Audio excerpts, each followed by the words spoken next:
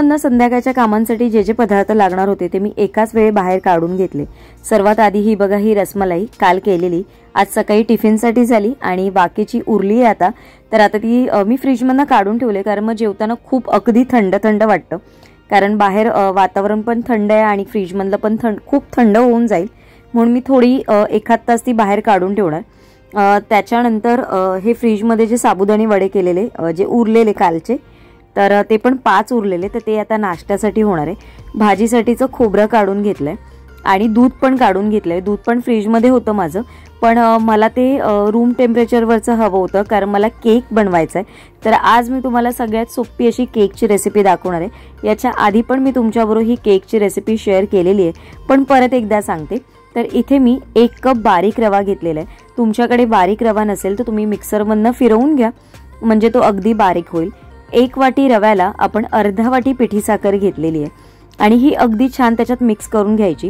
तुम्ही 2-3 वेळा जर ती चाळून घेतली चाळणीने तर ती अगदी फाईन होते, म्हणजे आपल्याला मिक्स करायची गरज नसते, खूप अगदी पटकन रव्यामध्ये मिक्स होऊन जाते। मला दही लागणार होतं, तर थोडंसं दही मी जे घेऊन आलेली ते थोडं काचेच्या भांड्यात ठेवलं आणि मी ते अर्धा कप दही घेतलंय बघा। 1 कप रवा घेतलेला आहे, अर्धी वाटी पिठी साखर घेतली आहे, अर्धी वाटी दही घेतलेली आहे। आता याच्यामध्ये अजून आपल्याला पुढचं जे प्रमाण टाकणार आहोत आपण ते सगळं पाव वाटीने टाकणार आहोत। तेल घेतलेलं आहे ते पाव कप घेतलेलं आहे, कंडेन्स मिल्क घेतलेलं आहे ते देखील पाव कप घेतलेलं आहे आणि इथे मी पाव कप दूध घेणार आहे। आता आपल्याला हे छान ना मिक्स करून घ्यायचं आहे। आता हे जेव्हा मिक्स करू ना तेव्हाच व्यवस्थित मिक्स करून आपल्याला घ्यायचं आहे, कारण नंतर जेव्हा आपण बेकिंग पावडर किंवा बेकिंग सोडा टाकू तेव्हा आपल्याला खूप जास्त फेटून घ्यायचं नाहीये, त्याच्यामुळे आत्ताच आपल्याला नीट व्यवस्थित फेटून घ्यायचं आहे। आणि एक हे छान असं फेटून झालं की एक 10 ते 12 मिनिटासाठी असंच ठेवून द्यायचं, म्हणजे छान रवा भिजला जाईल दुधामध्ये, दह्यामध्ये छान असा भिजला जाईल आणि मस्तपैकी फुलून येईल।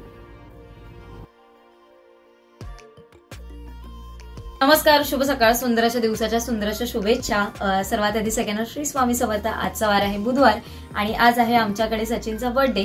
तर आज काही स्पेशल असं नाहीये, कारण स्पेशल आणण्यापेक्षा मी तुम्हाला मागे पण म्हटलंय, कारण आमचे वाढदिवस असे सगळे लागोपाठच असतात।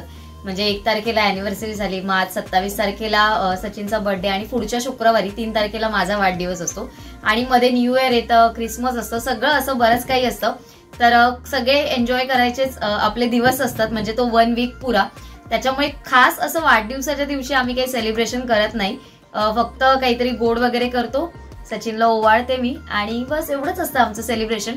म्हणजे जेवायला वगैरे आम्ही जातो, पण मग एखादा दिवस असा आम्ही कॉमन ठरवतो कुठला तरी आणि मग जेवायला जातो बाहेर। सचिनचं पण असं म्हणणं असतं की तू त्याच्यापेक्षा तू काहीतरी घरी बनव, तू खूप छान बनवतेस, पण मला कधीतरी असं वाटतं आपण बाहेर जावं।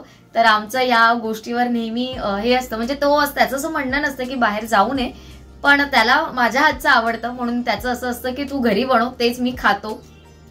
तर आज मी तुमच्याबरोबर रवा केकची रेसिपी शेअर केली, याच्या आधी पण केली। घरी केक वगैरे बनवत नाही मी, जरी म्हणजे मी खूप एवढे चांगले केक बनवत असली तरी आमच्या बर्थडेसाठी तर होत नाही। आणि मला असं आठवत नाही की माझ्यासाठी फक्त स्वतःच्या बर्थडेसाठी मी असा कधीतरी केक बनवले। सचिनच्या बर्थडेसाठी तर खूप बनवलेत, खूप म्हणजे खूप प्रचंड केक एवढे झालेत आमचे बनवून। तर त्याच्यामुळे आत्ता बंद केलंय आम्ही केक वगैरे।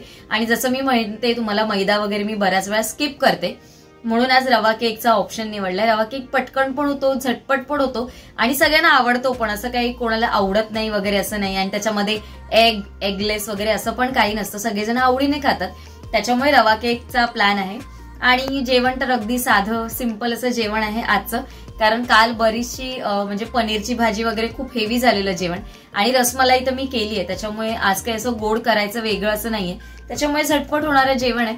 तुम्हाला शॉर्ट सिरीज आवडतात, खूप छान वाटतं, अशा छान छान कमेंट करा। शॉर्ट सिरीजला पण तसंच भरभरून प्रेम द्या जसं तुम्ही मोठ्या व्हिडिओजना देतात। जेव्हा मी व्हिडिओ अपलोड करते त्याच्यानंतर खूप छान वाटतं की म्हणजे रोजचा व्हिडिओ माझा तुमच्यापर्यंत पोहोचला आणि की मला एक खूप छान वाटतं की अरे हा, मी माझ्या आजच्या कामामध्ये माझा पूर्णपणे दिलाय, 100% दिलाय आणि ते तुमच्यापर्यंत पोहोचवलंय। म्हणजे जी गोष्ट पूर्ण होत नाही ना तोपर्यंत मला पण चैन नसते की अरे नाही, इव्हन तो ब्लॉग माझ्याकडनं एडिट करायचा राहिला नाही किंवा काय झालं तरी मला असं वाटत असतं नाही आज माझं काम पूर्ण झालं नाही, आज माझं काम पूर्ण झालं नाही, असं मला नेहमी वाटत असतं।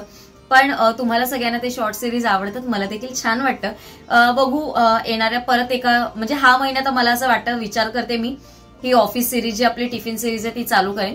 पुढच्या मंथमध्ये आपण काहीतरी वेगळं म्हणजे मिनी व्लॉग्स किंवा शॉर्ट व्हिडिओज किंवा अजून काहीतरी वेगळं मी विचार करते. जसं आता प्रत्येक वेळेस वेगवेगळ्या सिरीज मी चालू केलेल्या.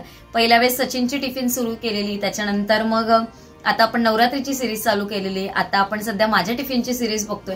आता पुढे बघू, आता टिफिन सिरीज नाही करणार मी काहीतरी वेगळं असं तुमच्याबरोबर शेअर करण्याचा प्रयत्न करेन. चला पुढच्या ब्लॉगला सुरुवात करूया. आता एक 10 मिनिटं झाली आहेत आणि आता आपलं बॅटर बघा बऱ्यापैकी घट्ट झालेलं आहे. तर हे घट्ट झालेलं आहे, त्याला थोडंसं मिक्स करून घ्यायचं. आता याच्यामध्ये एक छोटा चमचा आपण व्हॅनिला एसेन्स घेणार आहोत. त्याचबरोबर अर्धा छोटा चमचा बेकिंग सोडा आणि 1 चमचा आपण बेकिंग पावडर घेणार आहोत. याच्यामध्ये आपण परत पाव कप दूध ओतणार आहोत आणि छान मिक्स करून घ्यायचं. एवढं असं पातळ झालं पाहिजे पीठ आपलं, म्हणजे केक आपला खूप छान असा फुलून येतो. आणि रवा केक ही जगातील सर्वात सोपी केकची रेसिपी आहे. जे तुम्ही मैद्याचे पण आपण केक करतो, एगलेस केक वगैरे, त्याच्यापेक्षा पण रवा केक बनवणं अगदी सोपं आहे आणि घरच्या साहित्यामध्ये होतं. त्याला काही बटर वगैरे टाकायची पण गरज नाही. तुम्हाला कंडेन्स मिल्क स्किप करायचं असेल तर तुम्ही स्किप करा आणि त्या जागी तुम्ही साखरेचं प्रमाण जास्त करा, म्हणजे ते इक्वल होऊन जाईल. थोडंसं पाहिजे असेल, तुम्हाला वाटत असेल तर थोडंसं किंचितचा मैदा तुम्ही टाकला तरी चालेल. आता हे सगळं बॅटर आपल्याला जास्त वेळ न घालवता टीनमध्ये ओतून घ्यायचं आहे. तर टीनला मी बाजूने बटर पेपर लावलाय आणि मी कुकरमध्येच करणार आहे. ॲक्च्युली माझा OTG आहे, तो सर्व्हिसिंगला गेल्यामुळे माझे बरेचशा ऑर्डर्स पण पेंडिंग आहेत. माझ्या कुकीज वगैरे बनवायच्या होत्या, त्या पण ऑर्डर्स पेंडिंगमध्ये आहेत आणि मी आज कुकरमध्येच केक करणार आहे. तर कुकर मी गरम करायला ठेवलेलं आहे, एक 10 ते 12 मिनटं आधी गरम करायला ठेवलेलं. त्याच्यामध्ये स्टँड पण मी आधीच आतमध्येच ठेवलेला. तो कुकरमध्ये तुम्हाला करायचं असेल केक तर अशा पद्धतीने करायचं आहे. आणि यामध्ये कुकरचा रबर काढायचा आतमध्ये झाकणाचा, वरची शिटी लावायची नाही आणि एक 40 मिनिटासाठी आपल्याला हा केक होऊ द्यायचा. अगदी मंद गॅसवर तो आपल्याला केक शिजायला ठेवायचा आणि अगदी तो छान शिजला पण जातो. जेवढं तुम्ही बारीक गॅसवर शिजवाल 40 ते 50 मिनिटं तर अगदी छान असा केक होतो. कोथिंबीर माझ्याकडे संपलेली म्हणून आज येताना मी कोथिंबीर घेऊन आलेली. कोथिंबीर मी कोथिंबीरची वडी केली, त्याच्यानंतर वाटप केलं. सगळ्या गोष्टीला मला कोथिंबीरचा वापर गेल्या आठवड्यामध्ये बराच झाला आणि माझ्याकडे जी होती तर रोजच्या भाज्यांना वगैरे वरण करा, भात करा किंवा भाज्या करा वेगवेगळ्या पद्धतीच्या, तर त्याच्यामध्ये सगळ्यांमध्ये कोथिंबीरचा वापर होतो आणि कोथिंबीरने खरंच जेवणाची चव पण खूप सुंदर म्हणजे वाढते अगदी त्याची आणि बघून पण खूप छान वाटतं. असं प्रत्येक पदार्थामध्ये वरतून असा ग्रीन ग्रीन कलर असेल ना तर खाण्याची इच्छा अजून होते. तर थोडीशी जी कोथिंबीर होती ती मी माझ्या नेहमीच्या डब्यात भरून ठेवणार आहे. नेहमीचा डबा म्हणाल तर तो मोठ्या काचेचा डब्बा आहे, पण त्याच्यात मी काही भरून ठेवणार नाही कारण त्याच्यात सध्या आता भाजी ठेवलेली आहे. तर इथे मी थोडीशी कोथिंबीर घेणार आहे बघा आणि थोडीशी उलटी थोडीशी सुलटी अशा पद्धतीने मी ते पॅक करून ठेवते. वरती परत जो टिश्यू पेपर होता तोच मी टिश्यू पेपर वापरणार आहे, परत नवीन टिश्यू पेपर वापरणार नाही आहे. मला किचनच्या यूजसाठी म्हणजे फ्रीज ऑर्गनायझेशनसाठी मी चांगले किचनचे कॉटनचे जे नॅपकिन्स येतात ना त्याच्या शोधात आहे. तुम्हाला जर माहिती असेल तर मला नक्की कमेंट करून सांगा.